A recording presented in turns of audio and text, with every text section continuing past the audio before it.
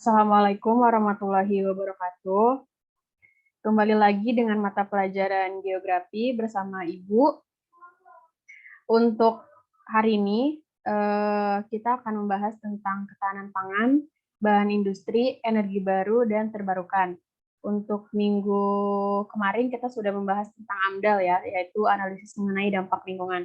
Oke, kita masuk ke materi yang pertama, yaitu ketahanan pangan.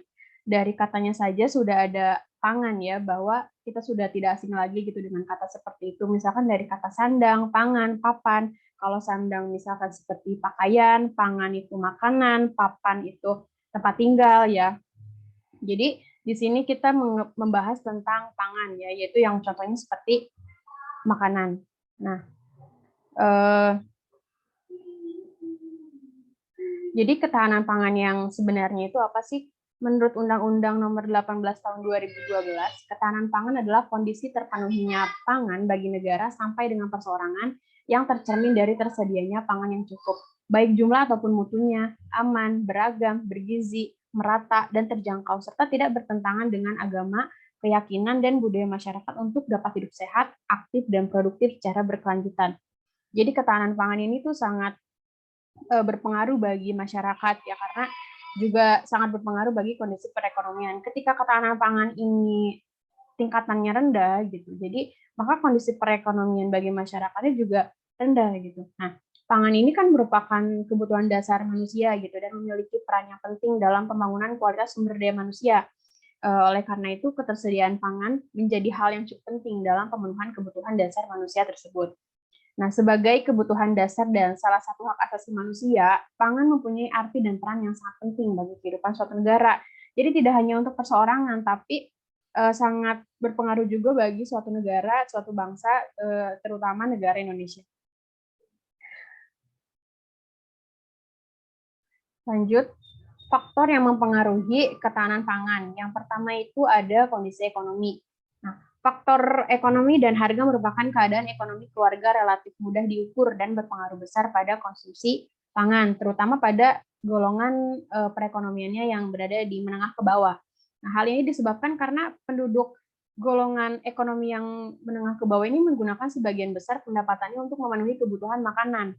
Nah, perubahan ekonomi yang cukup dominan sebagai determinan konsumsi pangan adalah pendapatan keluarga dan harga atau baik harga pangan maupun harga komoditas kebutuhan dasar.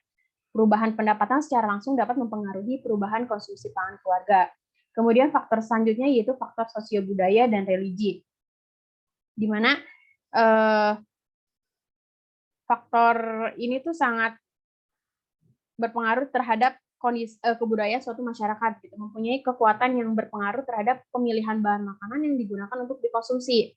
Nah, untuk aspek sosiopangannya itu fungsi pangan dalam masyarakat yang berkembang sesuai dengan keadaan lingkungan, agama, adat, kebiasaan, dan pendidikan masyarakat tersebut. Kemudian faktor fisik. Nah, kalau faktor fisik ini berarti dia berkaitan dengan lingkungan juga.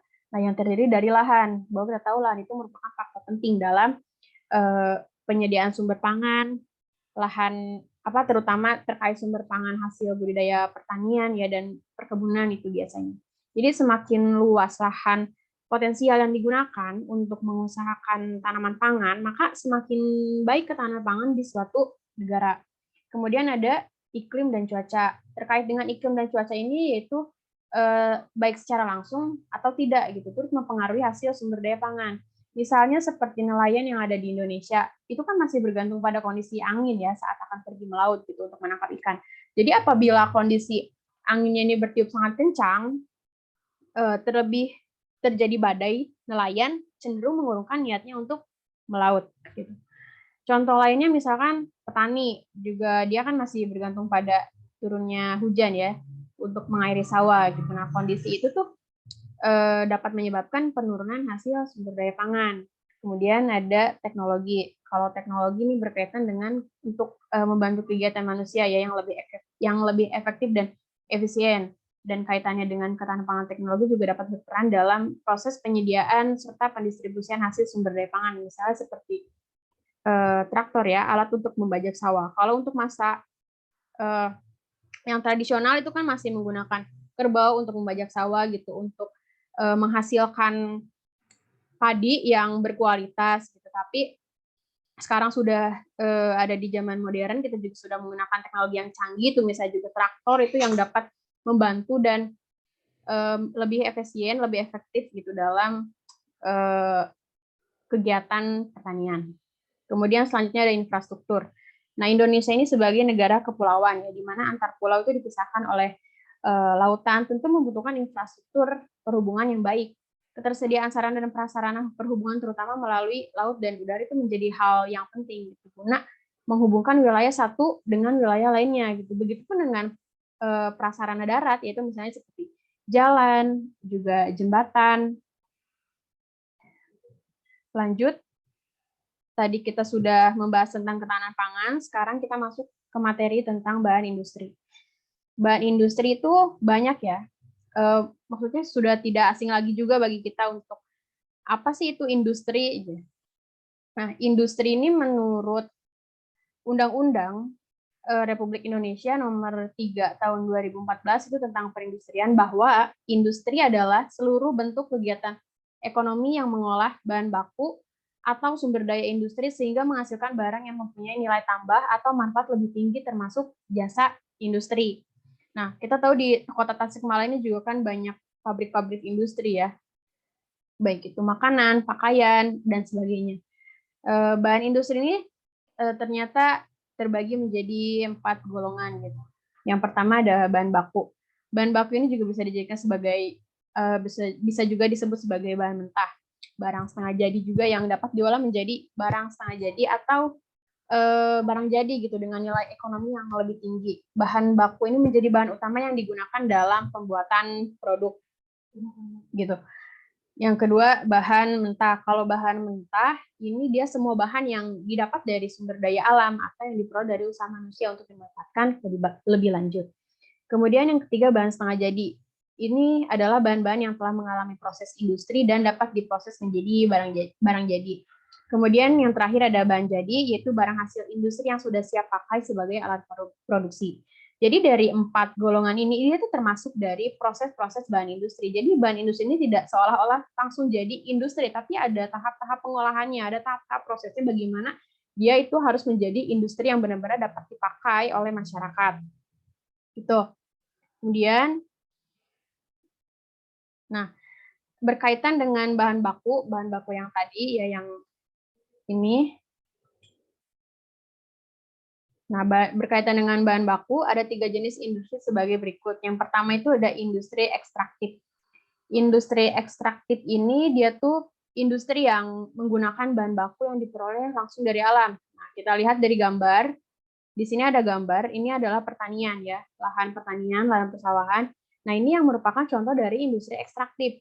Gitu. Dia langsung dari alam, misalnya seperti padi, jagung. Kemudian industri non ekstraktif. Dia adalah industri yang menggunakan bahan baku dari hasil-hasil industri lain. Nah, dari gambar ini contohnya, misalnya seperti ini adalah industri pakaian jadi. Kemudian yang selanjutnya yaitu industri fasilitatif. Nah, dia tuh bisa juga disebut sebagai industri tersier, adalah industri yang kegiatannya ini menjual jasa layanan untuk keperluan orang lain, misalnya seperti perbankan, juga seperti perdagangan, pariwisata. Oke. Lanjut. Nah, kita masuk ke materi energi baru dan terbarukan. Energi baru itu apa sih? Nah, energi baru ini adalah jenis-jenis energi yang pada saat ini belum dipergunakan secara massal oleh manusia dan masih dalam tahap pengembangan. Dari katanya saja kan sudah baru ya, jadi dia energi yang benar-benar belum dikeluarkan gitu, misalkan oleh pihak yang membuat energi tersebut dan masih belum bisa digunakan untuk masyarakat gitu, masih ada dalam tahap pengembangan gitu agar energi ini dapat benar-benar digunakan oleh masyarakat. Ini misalnya contoh energi baru ini misalnya energi surya, ini ada pada gambarnya ya. Kemudian selanjutnya energi terbarukan. Energi terbarukan itu adalah semua bentuk energi yang berpotensi untuk menggantikan energi konvensional serta menghindari kerusakan lingkungan. Nah, jadi secara sederhana energi terbarukan ini didefinisikan sebagai energi yang dapat diperoleh dari proses alam yang berkelanjutan. Nah, Contohnya, nah contoh-contoh sumber energi terbarukan itu yang pertama ada energi panas bumi. Nah, energi panas bumi ini berasal dari peluruhan radioaktif di pusat bumi yang membuat bumi panas dari dalam, serta dari panas matahari yang membuat panas permukaan bumi. Nah, pemanfaatan energi panas bumi ini adalah untuk pembangkit listrik tenaga panas bumi. Hal positif dari pemanfaatan energi panas bumi ini adalah tidak menghasilkan polutan udara dan gas rumah kaca. Kemudian contoh yang selanjutnya yaitu energi matahari. Nah, energi matahari kan merupakan sumber energi yang terbesar ya di planet bumi. Jadi pengembangan teknologi pemanfaatan energi surya itu terus berkembang untuk menghasilkan efisiensi pemanfaatan energi surya yang semakin baik. Kemudian contoh selanjutnya yaitu energi angin. Itu salah satu bentuk energi yang tersedia di alam. Pembangkit listrik tenaga angin mengkonversikan energi angin menjadi energi listrik dengan menggunakan turbin angin atau kincir angin, misalnya contohnya. Kemudian yang selanjutnya energi air. Kalau energi air itu dia mampu diubah ke dalam bentuk energi lain gitu. Turbin air didesain untuk mendapatkan energi dari berbagai jenis reservoir yang diperhitungkan dari jumlah massa air, ketinggian, sampai kecepatan air. Kemudian energi laut. Nah, energi laut ini dia tentunya berupa gelombang lautan dan ombak ya, pasang surut air laut juga, dan tenaga pasang lautan yang dapat digunakan untuk membangkitkan energi listrik. Nah, pengembangan sumber energi terbarukan sebagai sumber energi alternatif dan ramah lingkungan perlu diperhatikan karena penggunaan energi fosil terus meningkat, sementara sumber daya fosil ini makin menipis gitu. Nah, sumber energi tak terbarukan itu adalah energi yang diperoleh dari sumber daya alam yang waktu pembentukannya sampai jutaan tahun. Jadi dia prosesnya juga cukup lama. Dan sumber daya ini juga jika jumlah sumbernya dieksploitasi, maka untuk mengganti sumber daya sejenis dengan jumlah sama itu butuh waktu yang sangat lama. Nah, salah satu energi tak terbarukan adalah misalnya fosil. Nah, energi fosil itu juga disebut sebagai energi komersial karena penting bagi kegiatan-kegiatan komersial.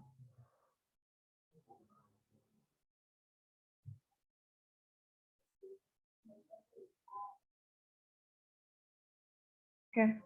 Selanjutnya kita ke materi potensi dan sebaran pertanian Indonesia untuk ketahanan pangan nasional.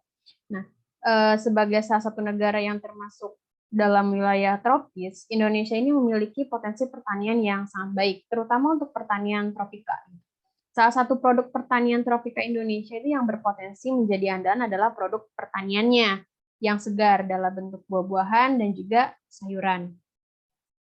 Kemudian di sektor pertanian Indonesia ini memiliki beragam jenis tanaman gitu. Hal ini didukung karena kondisi iklim tropis yang berbeda.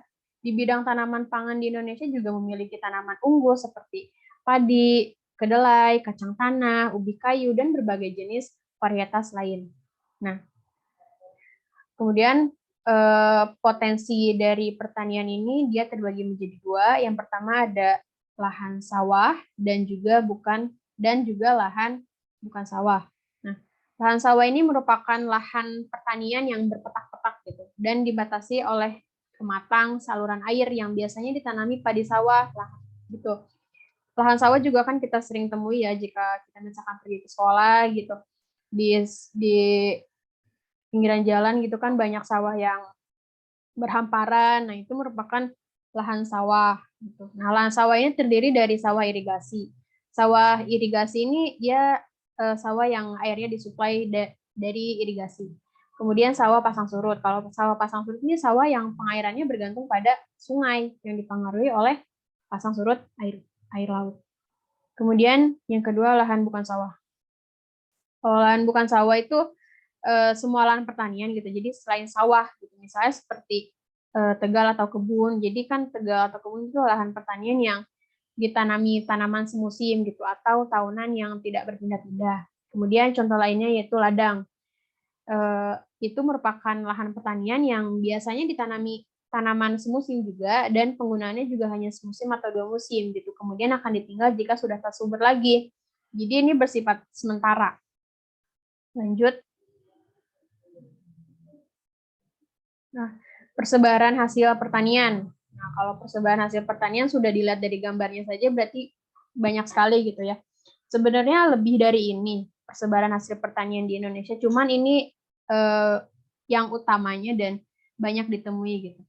Yang pertama ini dari gambarnya yaitu padi ya. Kalau daerah penghasil padi itu mungkin sebenarnya di setiap daerah ada ya, tapi yang daerah penghasil padi yang baik, berkualitas gitu, dan juga besar itu ada di Aceh, Sumatera Barat, Sumatera Selatan, Jawa, Sulawesi Selatan gitu. Kemudian contoh dari gambar ini juga ada jagung. Nah, daerah penghasil jagung ini antara lain di daerah Jawa Tengah, tapi di daerah Semarang, Jepara, Wonosobo, kemudian di daerah Jawa Timur. Nah, kemudian ada singkong ya atau ubi kayu. Nah, ini daerah penghasil singkong juga ada di Sumatera Selatan, kemudian Madura, Lampung, Jawa Tengah. Nah, kemudian ini adalah kedelai, ya daerah penghasil kedelai terbaik itu ada di Jawa Tengah, juga ada di kota-kota Jepara, Tegal, Pekalongan, kemudian juga ada di Jogja, Jawa Timur. Selanjutnya, ini ada kacang tanah. Kalau kacang tanah, dia ada di Sumatera Timur, Sumatera Barat, Jawa Tengah. Tuh. Lanjut, kita ke potensi dan sebaran perkebunan Indonesia untuk ketahanan pangan nasional. Tadi kita membahas tentang pertanian, sekarang kita membahas tentang perkebunan. Menurut Undang-Undang Republik Indonesia Nomor 39 Tahun 2014 tentang perkebunan, bahwa perkebunan adalah segala kegiatan pengelolaan sumber daya alam, sumber daya manusia, sarana produksi, alat dan mesin, budidaya, pengolahan, dan pemasaran terkait tanaman perkebunan. Nah, tanaman perkebunan itu adalah tanaman semusim atau tanaman tahunan yang jenis dan tujuan pengelolaannya ditetapkan untuk usaha perkebunan. Nah, persebaran dari beberapa perkebunan itu contoh lain ada di sini dari gambarnya ada kina. Ini yang pertama itu adalah pohon kina. Pohon kina ini berasal dari Peru. Nah, dia tepatnya itu ada di wilayah Priangan ya atau di lereng Gunung Bukit Tunggul dan Gunung Malabar. Kemudian ini gambar yang ini itu adalah karet ya. Kalau karet biasanya kan yang dipakai itu getahnya kan. Nah, getahnya itu biasanya getah karet ini ada di daerah Jawa Barat, Jawa Timur, Sumatera Selatan, Kalimantan Barat juga. Nah, di sini ada gambar kelapa. Itu juga merupakan potensi perkebunan di Indonesia, bahwa kita tahu kalau kelapa banyak sekali kita temui di daerah dekat pantai ya. Nah, kalau kelapa ini dia adanya di Sulawesi Utara, Kepulauan Sangir, Talaut, kemudian juga sebenarnya ada gitu di beberapa daerah juga, tapi yang penghasil kelapa terbanyak gitu dan terbaik itu ada di daerah Sulawesi Utara gitu. Dan kelapa ini ditanam di daerah pegunungan. Kemudian ini ada kelapa sawit ya. Kalau kelapa sawit ini dia berasal dari Afrika. Nah, perkebunan kelapa sawit ini dikembangkan di Sumatera Utara. Nah, buah kelapa sawit ini menghasilkan minyak sawit dan minyak inti sawit yang dibuat menjadi margarin. Nah, ini daerah penghasil kelapa sawit di Indonesia itu berada di Sumatera Utara, Aceh, Riau, Jambi, Lampung. Nah, kemudian gambar selanjutnya ini adalah tembakau. Kalau tembakau ini tumbuhan yang baik gitu di daerah yang memiliki hujan merata sepanjang tahun dan tanah vulkanis yang subur. Ini menghasilkan tembakau yang berkualitas tinggi itu di daerah Sumatera Utara. Juga di sini ada kopi. Kalau kopi ini terdapat di Jawa Timur, di Lampung, Bengkulu, Sumatera Barat. Kemudian ini teh. Kalau teh itu berarti membutuhkan banyak curah hujan ya. Jadi perkebunan teh itu terdapat di Garut ya. Sebenarnya di Kota Tasikmalaya juga di Kabupaten Tasikmalaya ya ada di daerah Taraju. Oke, itu adalah potensi dan sebaran perkebunan di Indonesia. Lanjut kita ke potensi dan sebaran perikanan Indonesia untuk ketahanan pangan nasional. Di Indonesia ada beberapa cara dalam pemanfaatan sumber daya perikanan, yaitu perikanan tangkap, budidaya perikanan, teknologi atau industri perikanan. bahwa kita tahu Indonesia merupakan negara kepulauan yang memiliki 17.000 pulau ya. Jadi tidak heran juga karena Indonesia itu merupakan penghasil ikan yang banyak juga karena juga merupakan negara kepulauan. Nah, perikanan tangkap adalah semua kegiatan untuk memperoleh ikan di perairan yang tidak dalam keadaan dibudidayakan dengan alat atau cara apapun. Daerah penangkapan ikan ini ada yang bersifat tradisional dan juga modern. Itu antara lain misalnya di daerah Sumatera Timur. Kemudian potensi dan sebaran peternakan di Indonesia. Jadi tadi kita membahas tentang pertanian, perkebunan, kemudian perikanan, dan sekarang peternakan. Nah, peternakan ini adalah kegiatan membudidayakan dan mengembangbiakan hewan ternak untuk mendapatkan keuntungan dari kegiatan tersebut. Nah, tujuan dari peternakan ini apa sih? Nah, tujuan peternakan ini adalah mencari keuntungan dengan penerapan prinsip-prinsip manajemen pada faktor-faktor produksi yang telah dikombinasikan secara optimal. Nah, kegiatan di bidang peternakan dapat dibagi atas 3 golongan, yaitu yang pertama ada peternakan hewan besar. Nah, peternakan hewan besar ini peternakan yang memelihara hewan yang berukuran besar, misalnya seperti kerbau. Dia ada di Jawa Barat, Sumatera Barat, di Aceh. Kemudian contoh lainnya ada sapi, yaitu di Boyolali, Madura, Bali, dan Kalbar atau Kalimantan Barat. Kemudian yang kedua peternakan hewan kecil. Berarti dia peternakan yang memelihara hewan yang berukuran kecil. Misalnya seperti kambing. Itu kalau kambing terbesar itu ditemukan di provinsi Jawa Tengah, Jawa Timur, Jawa Barat, Lampung. Domba juga sama. Kemudian yang ketiga ada unggas. Jadi kalau unggas itu kan dia terdiri dari ayam buras, ayam ras petelur, ayam ras pedaging, itik, dan itik Manila gitu. Untuk sebaran populasi ternak unggas itu ditemukan di seluruh provinsi Indonesia ya, meskipun tidak merata. Tapi untuk populasi ternak ayam ras pedaging terbesar itu berada di Jawa Barat, Jawa Timur, dan Jawa Tengah. Untuk populasi ternak ayam buras terbesarnya itu sama, Jawa Tengah, Jawa Timur, dan juga Jawa Barat. Untuk populasi ternak ayam ras petelur terbesarnya itu ada di daerah Jawa Timur, Jawa Tengah, dan Sumatera Utara.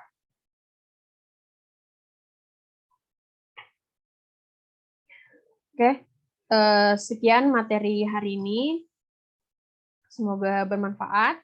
Jangan lupa kerjakan tugasnya dan juga jangan lupa melengkapi catatannya baik dari pembelajaran luring maupun daring gitu lewat video. Tetap semangat. Wabillahi taufiq wal hidayah. Wassalamualaikum warahmatullahi wabarakatuh.